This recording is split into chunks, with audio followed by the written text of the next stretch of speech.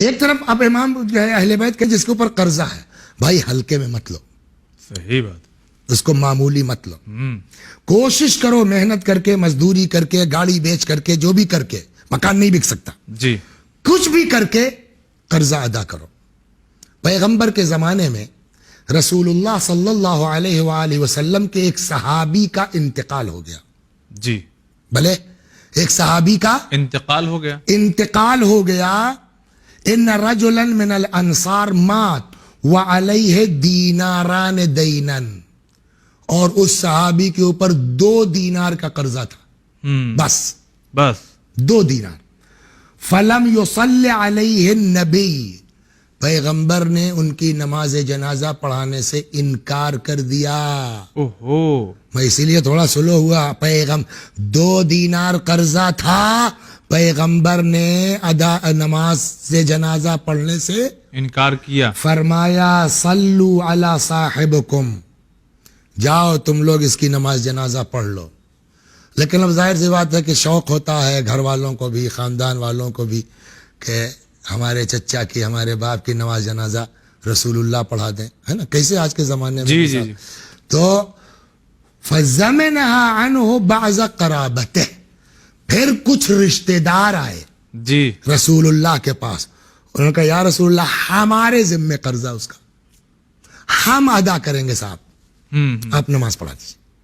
تو جب دوسروں نے آ کر کے اپنے ذمے لیا ہے، ضمانت لیے کہ ہم ادا کریں گے، تب امام فرماتے ہیں کہ پیغمبر نے جا کے اس کی نماز جنازہ فرمائی، اور اس طرح سے حضور نے اس کو بچا بھی لیا۔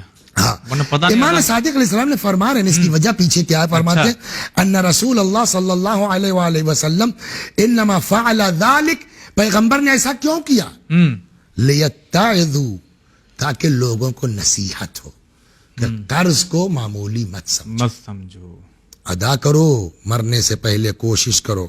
خیر خو، ایک امام کے صحابی ہیں جن کا نام ہے ابی ثمامہ، اچھا، کہتے ہیں قلت لابی جعفر علیہ السلام، 5ویں امام باقر علیہ السلام سے میں نے عرض کیا انی ارید ان الزم مکہ والمدینہ، میں سوچ رہا ہوں کچھ دن جا کے مکے میں رہ جاؤں، مدینے میں دعا عبادت نماز کے لیے، جی وعلی دین، مگر دقت یہ ہے کہ میرے اوپر قرضہ ہے۔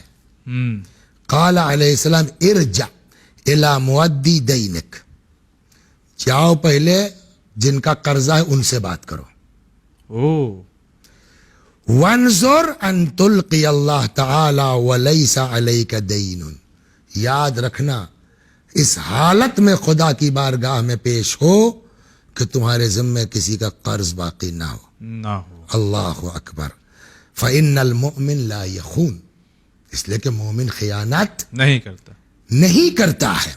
خوب، ایک جو ہے وہ اس سلسلے میں ایک چیز اور آپ کی خدمت میں عرض کروں میں کہ ایک گڑبڑ ہم کرتے ہیں، مثلا آپ ہیں، جی آپ کو اللہ نے نوازا ہے، شوق ہے مدد کرنے کا، جی، ہم پہنچے صاحب 5000 چاہیے چلے لو، کب تک کے لیے، آپ پہنچے صاحب آپ کو دے دیا، اس میں صاحب وسیعتاً صاحب پہنچے، آپ نے سمجھا مولانا یہ ہے وہ ہے، بھیا 50,000 دے دیں، ان کا ٹھیک ہے لے لیجئے صاحب، کب دیں گے، فلاں تاریخ کو، بات ختم ہوگی، اب کہاں دے رہے ہیں وسیعتاً صاحب، اس طرح سے 2-1 کیس ہو گیا آپ کے ساتھ، جی، تو اب کیا کر رہے ہیں، بھیا میں نے قرضہ دینا چھوڑ دیا، ایسا ہوتا ہے بہت، ایسا ہوتا ہے نا، بھیا بس بہت ہو گیا بھائی، میں اب نہیں کر پاؤں گا، یہ کس کی وجہ سے کیا ہے آپ نے، ان کی وجہ سے، وسیعتاً کے ساتھ جو ہوا نے جو کیا اس سے آپ ناراض ہوئے نا، امام نے کہا لعنت وسیعتاً پر، ایسے انسان پر کہ جو کسی کو نیکی سے روکتے اوہ، ہماری حرکت سے رکے نا،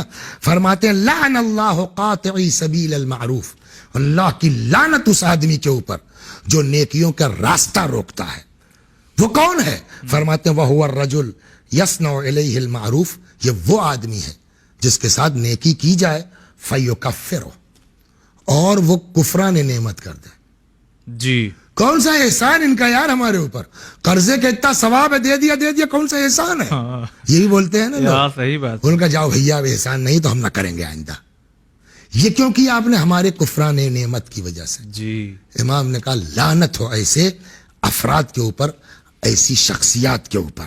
खूब। जी मन अक़रज़ मोमिनन, वो जो मैंने एक हदीस सुनी थी, कर्जा वो सदका माना जाएगा, जी। वो रिवायत यहां है, इसको सुन लीजिए फिर आगे चलते हैं। फरमाते मन अक़रज़ मोमिनन, अगर कोई किसी मोमिन को कर्ज दे दे, कर्जन यंज़ुरु बिही मैसूरा, और उसको ये छूट दे दे जब होगा तो दे दीजिए। हाँ ऐसा भी होता है ना। हाँ बिल्कुल।